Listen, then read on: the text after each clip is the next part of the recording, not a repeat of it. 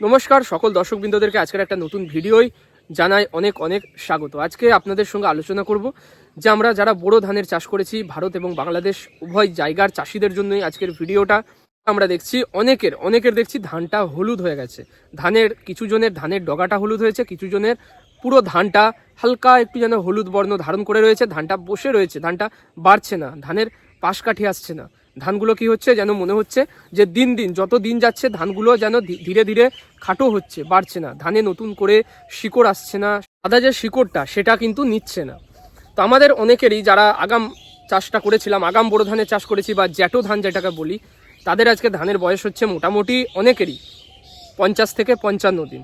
আবার অনেকের ধানের বয়স বর্তমানে এই হচ্ছে 25 থেকে 30 দিন। এই সংখ্যাটা বেশি, এই 25 থেকে 30 দিন যাদের ধানের বয়স তাদের কিন্তু চাষিদের সংখ্যাটা বেশি। তো যারা আমরা আগাম চাষ করেছি অনেক আগে, যাদের ধান দেখছি এখন বসে রয়েছে, ধানটা বাড়েনি, ধানটা ডগাটা হলুদ হয়ে রয়েছে, তাদের কিন্তু আর এরপরে বিশেষ কিছু করণীয় নেই। এরপরে বিশেষভাবে আপনি চাপান ব্যবহার করে পাশকাঠি যে বাড়াবেন এর কোনো সুযোগ নেই। কিভাবে বাড়াতে পারেন বা এখানে আপনি ধানটাকে সবুজ তৈরি করতে পারেন, কিভাবে করবেন সেটা হচ্ছে আপনি ধানের মধ্যে জিঙ্ক ইডিটিএ 12%, এখানে দেখুন ছবি, দোকানে গিয়ে বলবেন জিঙ্ক ইডিটিএ 12%, এটা নিয়ে আসবেন, 15 গ্রাম প্রতি 15 লিটার জলে ব্যবহার করবেন। এর সঙ্গে আপনি ব্যবহার করবেন হচ্ছে আর একটা উপাদান, সেটা হচ্ছে হিউমিক অ্যাসিডের যে আপনার হিউমিক অ্যাসিডযুক্ত যে ভিটামিন, সেটা ব্যবহার করবেন 30 ml। এবং এর সঙ্গে আর একটা জিনিস ব্যবহার করতে হবে, সেটা হচ্ছে এর সঙ্গে মেশাবেন হচ্ছে অ্যামিস্টার টপ বা নেটিভো। অ্যামিস্টার টপ মেশালে আপনি 20 ml মেশাবেন প্রতি 15 লিটার জলে, আর নেটিভো যদি ব্যবহার করেন সেক্ষেত্রে ব্যবহার করবেন 15 গ্রাম প্রতি 15 লিটার জলে। বুঝেছেন? এই তিনটে যে আপনাকে বললাম এটা গেল স্প্রের দিক। এরপরে চাপান ব্যবহার করবেন কি না, চাপান ব্যবহার করবেন ইউরিয়া, 5 কেজি ইউরিয়া নেবেন আর 5 থেকে 6 কেজি পটাশ নেবেন। যেটা যা দিয়েছেন সেটা বাদ দিন, এখন এটা বাড়তি আপনাকে লাগবে। এই সময় ফসফেটের কোনো প্রয়োজন নেই, ফসফেট এখন আর গাছে মানে আপনার ব্যবহার করলেও সেটা কাজে লাগাতে পারবেন না, নাহলে হয়তো আপনাকে বলতাম যে 10-26 দিন, কারণ এরপরে আর পাশকাঠি কিন্তু বাড়বে না। এরপরে যেটাই রয়েছে আপনার ধানটা, সেটা কি করতে হবে না, সেটার কিন্তু হলুদ ভাবটা কাটাতে হবে, তার সঙ্গে সঙ্গে ধানের কালারটা একটু সবুজ আনতে হবে। যে যে উপাদানগুলো আপনাকে বললাম সেগুলোর কাজগুলো আপনাকে বলি। প্রথমে দেখেন হিউমিক অ্যাসিড যেটা বললাম, ও কী করবে, ধানের যে আপনার শিকড় সেটাকে বাড়াবে, শিকড়টা নতুন করে শিকড়ের বৃদ্ধি করবে, যাতে করে যে চাপানটা আপনি জমিতে দিয়েছেন যেটা গাছ নিতে পারছে না সেটা যেন ঠিকঠাক নিতে পারে। দ্বিতীয় আপনাকে একটা উপাদান বললাম, সেটা কি না, সেটা বললাম হচ্ছে আপনাকে জিঙ্ক ইডিটিএ 12%। এই জিঙ্ক ইডিটিএ অবশ্যই আপনারা কিন্তু জিঙ্ক ইডিটিএ ব্যবহার করবেন, জিঙ্ক ব্যবহার করবেন না, তাতে করে ওষুধগুলো কেটে যাবে।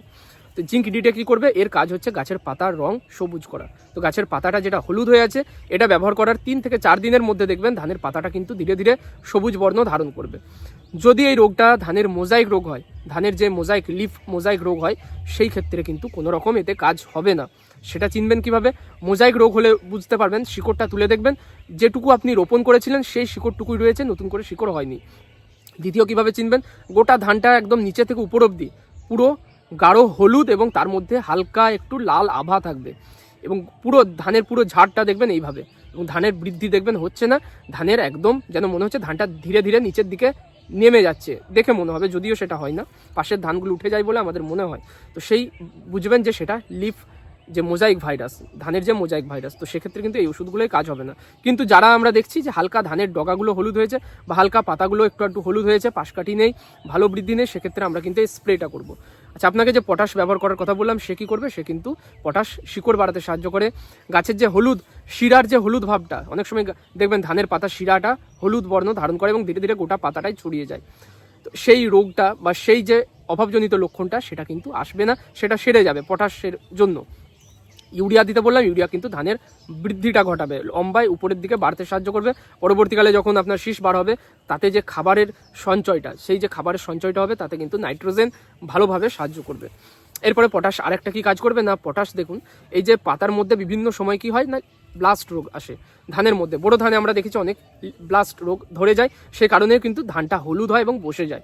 সেই জন্য আপনাকে কি বললাম না, পটাশ ব্যবহার করলে কি হবে, ব্লাস্ট রোগটা সেরে যাবে। তার সঙ্গে সঙ্গে যে অ্যামিস্টার টপ বলেছিলাম স্প্রের জন্য বা নেটিভো, সেগুলোও কিন্তু এই যে ব্লাস্ট রোগ বা যে খোলা পচা রোগ বা আপনার গোড়ায় যদি শিকড় পচা রোগ থাকে, সেগুলোকে সারিয়ে দেবে একদম গোড়া থেকে।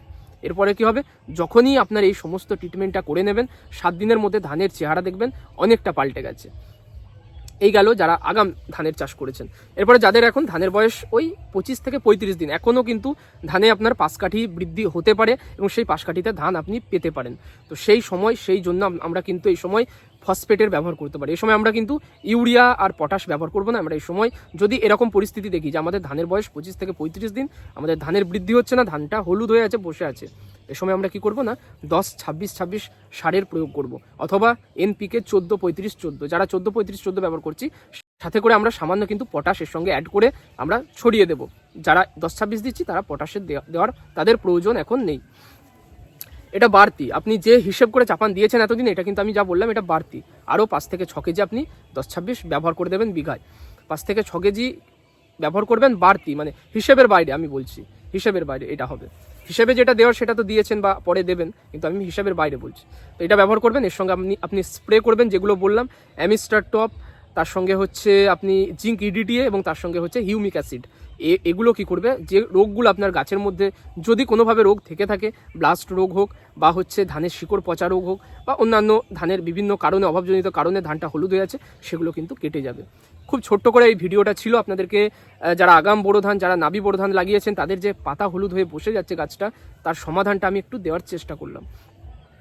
এই যে ট্রিটমেন্টগুলো বললাম আমি ব্যবহার করে উপকার পেয়েছি। আমার অনেক চাষি ভাইদেরকে আমি ব্যবহার করিয়েছি। আগের বছর আমার যে মেইন চ্যানেল যেটা এগ্রি সাপোর্ট অ্যান্ড অ্যাডভাইস, সেখানে আমি অনেক চাষিকে এই পদ্ধতি আউড়িয়ে তাদের কিন্তু ধান তৈরি করে দিয়েছি।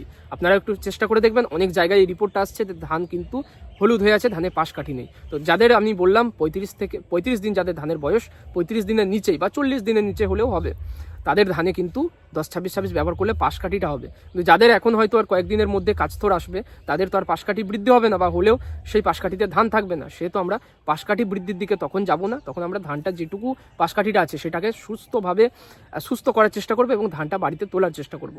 তো ভিডিওটা এখানে শেষ করছি। ছোট্ট করে ভিডিও আপনাদেরকে সমস্ত বিষয়টা বললাম। চ্যানেলে যদি প্রথমবার এসে থাকেন অবশ্যই এগ্রি ট্যাকটিক্স সাবস্ক্রাইব করে দেবেন, এই চ্যানেলটা সাবস্ক্রাইব করবেন। আশা করি পরবর্তীকালে আপনাদের অনেক কাজে লাগবে। আর ভিডিও যদি ভালো লাগে, কিছু যদি জেনে থাকেন, অবশ্যই ভিডিওটা লাইক করে যাবেন, চাষি বন্ধুদের মধ্যে শেয়ার করে দেবেন, বেশি বেশি করে শেয়ার করে দেবেন। আজকে এখানেই শেষ করলাম।